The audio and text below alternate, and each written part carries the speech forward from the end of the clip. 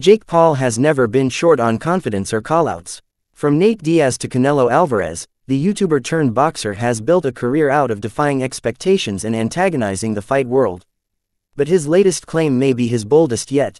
During a recent interview with ESPN, Paul revealed that he's held preliminary conversations with UFC light heavyweight champion Alex Pereira about a potential boxing match. As shared by Happy Punch on X, Paul stated in a conversation with ESPN, his team is down. I think the only thing preventing it is the UFC. It would be a massive fight at some point, and I know he's down to make it happen. If Dana White ever actually felt comfortable that one of his martial artists could beat Jake Paul, he would 100% endorse it. It was classic Paul antics, calculated and perfectly timed to stir the pot. But while the problem child might envision Pereira swapping the Octagon for the ring, fans aren't buying it. After all, Poatan is on a completely different stratosphere than the opponents that the social media star-turned-boxer has faced so far. The Brazilian is a two-division champion, a cold-blooded striker who's finished 11 of his 16 wins by knockout. He's also one of UFC boss Dana White's most prized stars, having headlined blockbuster cards and risen to superstardom in just a few years. Paul, on the other hand, is still fighting for legitimacy. His resume includes wins over former MMA champions like Tyron Woodley, stars like Nate Diaz, and Mike Perry, but those victories came with caveats. Critics say he targets fighters who are smaller, older, or past their prime. That's why a fight with Pereira, arguably the most dangerous active striker in MMA, sounds less like matchmaking and more like marketing. Before talk of Alex Pereira took over, Jake Paul had been gearing up for a high-profile exhibition against Gervonta Tank Davis, a fight that was supposed to go down in Miami on November 14th. It was meant to be another headline grabber, pairing the 6'1" cruiserweight against the 5'5" knockout artist from Baltimore. But the bout collapsed at the 11th hour after Davis was hit with a civil lawsuit. And the other sticking point for his call-out of Poatan. Dana White, the Brazilian only signed a new 8-fight contract last year. Realistically, there's about as much chance of this fight happening under White's watch as there is of Paul stepping into the Octagon. Still, Jake Paul knows what he's doing.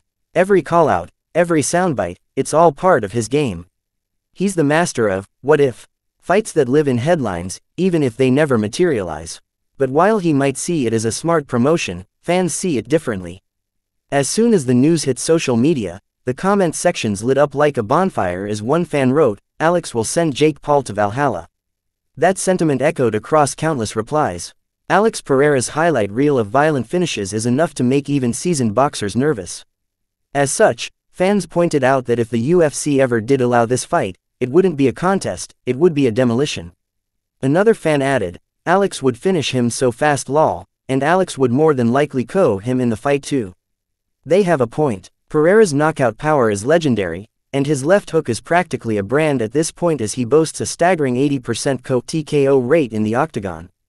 Jake Paul has yet to face anyone with that level of danger. What do you think? One fan chimed in with realism as they pointed out, there is just about a 0% chance Dana lets any of his active fighters fight Jake, especially not Alex, who is one of, if not, his biggest star. If Alex boxes, it will 100% be for the UFC's new boxing org they are set to launch next year. So unless Jake joins the UFC, it's not happening. This is where most fans agree. The UFC boss has already launched Zuffa Boxing, which means if Pereira ever boxes, it'll likely be under the UFC's banner, not Jake Paul's.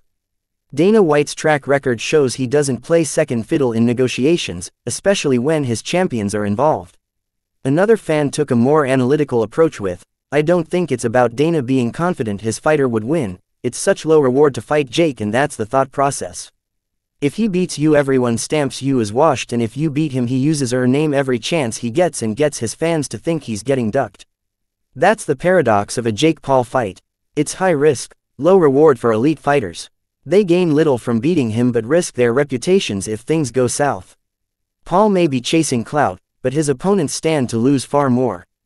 And finally, one fan summarized it bluntly by stating, "Jake is only chasing this fight against Alex because he knows it never happened as long as Alex is under contract with the UFC." For many, it's not about confidence, it's about control. By calling out Pereira, Paul can claim fearlessness without ever needing to follow through. So, Jake Paul's confidence may sell headlines, but it rarely sells reality. Calling out Alex Pereira might sound like a power move, but fans see through the showmanship.